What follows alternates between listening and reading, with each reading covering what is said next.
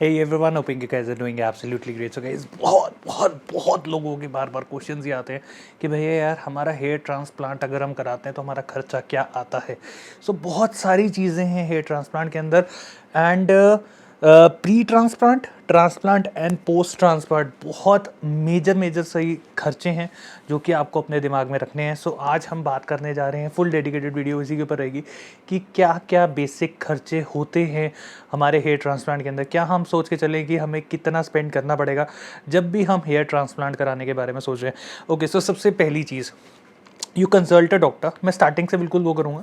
तो आप जब भी अपॉइंटमेंट लेते हैं, कुछ भी लेते हैं, तो कुछ डॉक्टर्स आपसे 500 लेते हैं, कुछ डॉक्टर आपसे 1000 लेते हैं, कुछ डॉक्टर आपसे 1500 2000 भी लेते हैं। It totally depends upon the doctor, the clinic, कि आप किन के पास जा रहे हैं। सबसे पहला खर्चा तो यही होता है, क्योंकि जितनी बारी भी आप उनके पास विज़िट करेंगे तो आपको उस हिसाब से उसको मल्टीप्लाई करते जाना पड़ेगा। जब भी आप डॉक्टर को अपने बारे में अपने लिए अपनी पोजीशन दिखाते हुए, अगर आपने ट्रांसप्लांट करा लिया तो अपने बारे में, अपने बाल दिखाने के लिए, अपने हर चीज़ दिखाने के लिए आप जाएंगे उनके पास, तो ऑटोमेटिकली वो जो चार्जेस हैं वो उस चीज़ के अंदर जुड़ते जाते हैं। सबसे पहला खर्चा तो भाई सीधा का सीधा यही है, जो कि आपका ऑलमोस्ट 1 से 1.5-2 साल तक तो चलेगा ही चलेगा। दूसरा मेजर खर्चा, काफ़ी सारे टेस्ट होते हैं जो कि हमारे ट्रांसप्लांट के लिए कराए जाते हैं, जिसमें HIV वगैरह का भी टेस्ट होता है, हाँ एड्स वगैरह का भी टेस्ट होता है। ज़रूरी होता है क्योंकि नीडल्स का काम है, ठीक है, सारी चीज़ पिंचिंग का काम है। अगर किसी बंदे को एड्स है या कुछ है और गलती से कहीं वो डॉक्टर के हाथ में या कहीं पे भी वो जो सुई है वो चुभ जाती है, तो भाई उससे एड्स का खर्चा उन लोगों को भी रहता है। दैट्स वाई वो इस चीज़ को टेस्ट वगैरह कराते हैं। चेस्ट एक्सरेज होते हैं, काफ़ी सारे ब्लड टेस्ट होते हैं, एड्स का टेस्ट भी होता है। एंड ऑलमोस्ट मेरा जो कॉस्ट करा था वो 2000 से लेके 3000 के बीच में मेरा कॉस्ट करा था, about 2800 rupees. And it totally depends upon कि आपके वहाँ पे क्या चार्जेस हैं, क्योंकि हर जो क्लिनिक है जो आपके टेस्टिंग करते हैं वो सब करते हैं, उनके चार्जेस अलग अलग होते हैं। It totally depends upon the clinic. 2000 से लेके 3000 के बीच में आप अपने टेस्ट का खर्चा जो है उसका भी मान के चलिए कि इतना बेसिक खर्चा जो है वो आपका टेस्टिंग में आना ही आना है। ओके, अब बात आती है ट्रांसप्लांट की। काफ़ी लोग मुझे क्वेश्चन करते हैं कि भैया आपका ट्रांसप्लांट पे खर्चा क्या आया। मेरा ट्रांसप्लांट पे खर्चा क्या आया क्या नहीं आया, उससे आपकी अपनी कॉस्टिंग जो है वो नहीं निकल सकती है, टू बी रियली ऑनेस्ट। क्योंकि मेरे अगर 5726 ग्राफ्ट्स लगे हैं तो ज़रूरी नहीं है कि आपके भी उतने ही ग्राफ्ट्स लगने। हो सकता है आपके ज़्यादा ग्राफ लगे, हो सकता है आपके कम ग्राफ लगे। अगर आपके कम ग्राफ लगेंगे तो कम खर्चा होगा, ज़्यादा ग्राफ लगेंगे तो ज़्यादा खर्चा होगा। बट हाँ, कॉस्टिंग अगर हम यहाँ पे बात करें तो ग्राफ्ट के हिसाब से जो है वो कॉस्टिंग निकाली जाती है। कुछ ऐसे क्लिनिक्स हैं जो एक पैकेज सिस्टम बना के रखते हैं कि आपके चाहे जितने मर्जी भी ग्राफ्ट निकले, क्योंकि निकालने उन्होंने यहीं से ही हैं, डालने भी उन्होंने यहीं पे ही हैं। जो लिक्विड उन्होंने रखना है, जो टूल्स यूज़ करने हैं, वो 3000 पे भी उन्होंने वही करने हैं, 4000 पे भी वही करने हैं, 5000 पे भी वही करने हैं। तो कुछ ऐसे क्लिनिक्स भी मैं देख रहा हूँ आजकल, काफ़ी ज़्यादा एड्स आ रही हैं जिसमें they give you a package कि 50,000 में यार इतने बाल आप लगवा लो, इतने ग्राफ्ट्स आप लगवा लो, 1 लाख रुपीज़ में आप इतने ग्राफ्ट्स लगवा लो। एंड कुछ ऐसे क्लिनिक भी हैं, they charge you like 10 rupees, कोई 7 रुपये में करता है, कोई 15 रुपये में करता है, 10, 15, 20, 25, 30, 40, 50, 70, 80, 100 ऐसे भी क्लिनिक्स हैं जो 150 से 200 रुपये भी लेते हैं, और बाद में वो आपका डिस्काउंट वगैरह करते करते करते करते आ जाते हैं। मतलब 100 रुपये तक तो आप लेके चलो कि ऐसे क्लिनिक्स हैं जो आपका 100 रुपये पर ग्राफ्ट का खर्चा जो है वो आपसे मांगते हैं। जहाँ पे आप जा रहे हैं, जहाँ से आप कराने की सोच रहे हैं, it totally depends upon that place कि वो किस हिसाब से, कितने ग्राफ्ट के हिसाब से आपसे जो पैसे हैं वो मांगते हैं। उसके बिहाफ पे ही, उसको मिलाकर ही, सब कुछ जोड़ जाड़ के ही आपका जो एक्चुअल खर्चा है वो आने वाला है आपके ऊपर।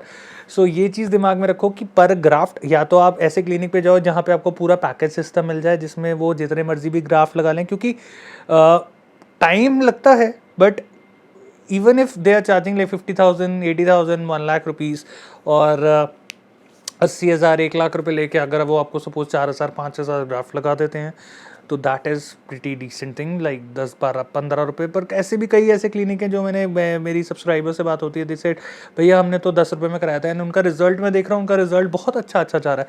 So it totally depends upon कि आपके वहाँ पे क्लिनिक कैसा है and what they charge, and आपके एक्चुअल में ग्राफ्ट कितने लगने हैं उसके ऊपर सारा का सारा जो कॉस्टिंग है वो डिपेंड करता है। ओके सो प्री हो गया, डॉक्टर कंसल्टेंसी हो गई, आपका पोस्ट मतलब सर्जरी के बाद का हो गया।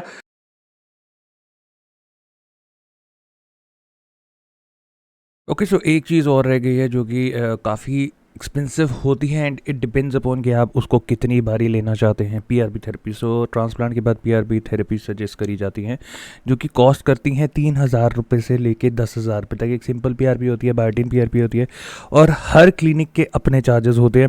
लाइक जहाँ से मैंने कराया, अगर आप वहाँ से ट्रांसप्लांट नहीं कराते तो they charge you about 5,000, and biotin के 8,000 रुपये। बट अगर आप वहीं से ही ट्रांसप्लांट कराते हैं, they charge you 3,000 for the normal PRP and 5,000 for the biotin PRP. So price ये भी डिफरेंशिएट करता है, प्राइस वेरी करता है, and it totally depends upon कि आप 3 लेते हैं, 4 लेते हैं, 5 लेते हैं, 6 लेते हैं, 7 लेते हैं, तो ये कॉस्ट भी आपको जो है उसके अंदर जोड़नी पड़ेगी। क्या रही है। अब बात आती है कि आपकी मेडिकेशन की कॉस्टिंग क्या आती है। सो मैंने अभी रिसेंटली एक मेडिकेशन के रिलेशन में वीडियो दी थी। सो ये भी सबसे ज़्यादा डिपेंड करता है आप लोगों के डॉक्टर्स के ऊपर। ऐसे भी बंदे हैं जिनके डॉक्टर्स उनको कुछ सजेस्ट ही नहीं कर रहे, like they don't give minoxidils, they don't give Finax, they don't give Follihair tablets और मल्टीवाइटामिन्स और बायोटीन टैबलेट्स, वो कुछ नहीं दे रहे। वो बस कहते हैं कि आपका रिजल्ट आ जाएगा, और काफ़ी लोगों का आ भी रहा है। एंड कुछ ऐसे डॉक्टर्स हैं जैसे मैंने कराया, उन्होंने मेरे को ये बोल रखा है कि आपकी लाइफ टाइम मेडिकेशन चलेगी। सो हर डॉक्टर टू डॉक्टर जो है आपका एक्सपेंस जो है वो उसके ऊपर डिपेंड करता है कि एक्चुअल में आपका एक्सपेंस क्या आ रहा है। सो अगर अपनी बात करूं तो 600 रुपये का मिनॉक्सिडिल लगा लो, सो 600 ये हो गया। 400 रुपये के आसपास 20% का डिस्काउंट मिलता है, तो 400 रुपये के आसपास आपका फॉलीहेयर हो गया जो कि महीना चलेगा। सो 600 + 400 इज़ लाइक 1,000 रुपीज़। फिनैक्स में ले नहीं रहा, अगर आप फिनैक्स लेते हैं तो that cost you about 170-180 rupees, मेरे ख्याल से 30 गोली का पत्ता आता है जो कि दिन में एक लेनी होती है। बायोटीन्स की अगर मैं बात करूँ तो एचवेट टैबलेट आपकी मोटी मोटी 40 रुपये के आसपास आ जाती है, 10 गोली, तो 120 रुपये वो हो गया, तो 1,000 + 120 1,120।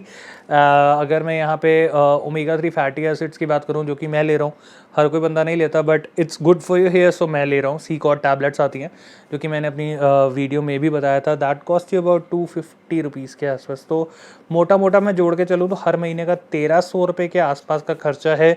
हर बंदे की अपनी पॉकेट होती है, हर बंदे का अपना स्पेंड करने का तरीका है। कई लोग नहीं अफोर्ड कर सकते, that's why they go for the patch, and patch में उनको 300-400 रुपये में सर्विस हो जाती है, उनको मेडिकेशन खाने की ज़रूरत नहीं पड़ती, उनको कुछ करना नहीं है, सर पे लगा दिया and they good to go. उनको एक वॉल्यूम मिल जाता है जो कि शायद काफ़ी लोगों को हमारे ट्रांसप्लांट में नहीं मिलता। जैसे मेरा तो फिर भी काफ़ी हद तक ठीक हो गया, अभी थोड़े और बाल बड़े करेंगे। So what do you think यार? आई होप आपको समझ आ गया होगा कि मोटा मोटा खर्चा क्या आ रहा है, क्या नहीं आ रहा है, कितना आपका लगेगा, क्या होगा क्या नहीं होगा। सब कुछ कैलकुलेट करके चलें, और ये मत सोचें कि यार बाद में अगर आपने ट्रांसप्लांट करा लिया then you are good to go. एक वीडियो स्पेसिफिकली हम एक बनाएंगे कि यार ट्रांसप्लांट फेल क्यों होता है। बहुत सारे रीजंस हैं, बहुत सारी चीज़ें पढ़ी, बहुत सारी चीज़ें जानी, डॉक्टर से पूछा, हर चीज़ जान पहचान करी, एंड देन मुझे लगता है कि अब मैं शायद एक वीडियो प्रॉपर उस पर डेडिकेटेड बना सकता हूँ, ताकि आप लोगों को भी एक अंदाज़ा मिल सके, आप जान सकें कि एक्चुअल में ट्रांसप्लांट फेल क्यों होता है, और किन वजह से, किन गलतियों की वजह से हम जो जल्दबाजी में स्टेप्स ले लेते हैं या कुछ ऐसा कर लेते हैं जिसकी वजह से हमारा जो ट्रांसप्लांट है वो फेल हो जाता है। सो मिलते हैं एक नई वीडियो के साथ। Till then take care, God bless, bye bye.